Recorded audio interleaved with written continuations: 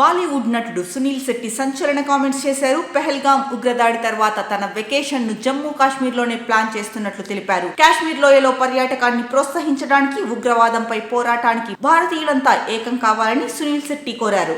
ముంబైలో జరిగిన లతా దీనానాథ్ మంగేష్కర్ అవార్డు 2025 వేడుకకు హాజరైన ఆయన పెహల్గాం ఉగ్రదాడిని తీవ్రంగా ఖండించారు. కశ్మీర్ ఎల్లప్పుడూ భారతదేశంలో అంతర్భాగమని, ఇలాంటి సమయంలోనే మనం ఐక్యంగా ఉండాలని పిలుపునిచ్చారు.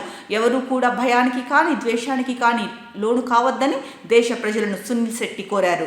ఇక సునీల్ శెట్టి మాట్లాడుతూ, మనం మానవాళికి చేసే సేవే భగవంతుని సేవ. సర్వశక్తిమంతుడు అన్నీ చూసి ప్రతిస్పందిస్తాడు. ప్రస్తుతం మనం భారతీయులుగా ఐక్యంగా ఉండాల్సిన అవసరం చాలా ఉంది. భయం, ద్వేషాన్ని వ్యాప్తి చేయడానికి ప్రయత్నిస్తున్న వారి వలలో మనం పడకూడదు. ఇలాంటి సమయంలోనే మనమంతా ఐక్యంగా ఉండాలి. కశ్మీర్ మనదే, ఎల్లప్పుడూ మనదే అని వాళ్ళకి మనం చూపించాలి.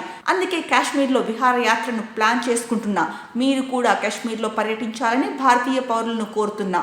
ఒక పౌరుడిగా మనం ఈ పని చేయాలి. మన తదుపరి వెకేషన్ కాశ్మీర్లోనే ఉండాలి. ఎందుకంటే మనం భయపడలేదని, మనకు భయం లేదని వారికి చూపించాలని పిలుపునిచ్చారు సునీల్ శెట్టి. ఇప్పటికే తాను అధికారులను సంప్రదించాలని, అవసరమైతే కాశ్మీర్లో పర్యటించేందుకు సుముఖత వ్యక్తం చేసినట్లు సునీల్ తెలిపారు. తమ సినిమాలను సైతం అక్కడే షూటింగ్ నిర్వహిస్తామని అధికారులకు వివరించినట్లు తెలిపారు. ఎందుకంటే మన కశ్మీరీలు ఎప్పటికీ మనకు తోడుగా నిలుస్తారని అన్నారు. ఉగ్రదాడి తర్వాత కశ్మీర్ ప్రాంతం నుంచి పర్యాటకులు తరలి వెళ్లడంతో అక్కడ స్థానికుల ఉపాధిపై తీవ్ర ప్రభావం పడుతుంది. ఈ నేపథ్యంలోనే సునీల్ శెట్టి చేసిన కామెంట్స్ సంచలనంగా మారాయి.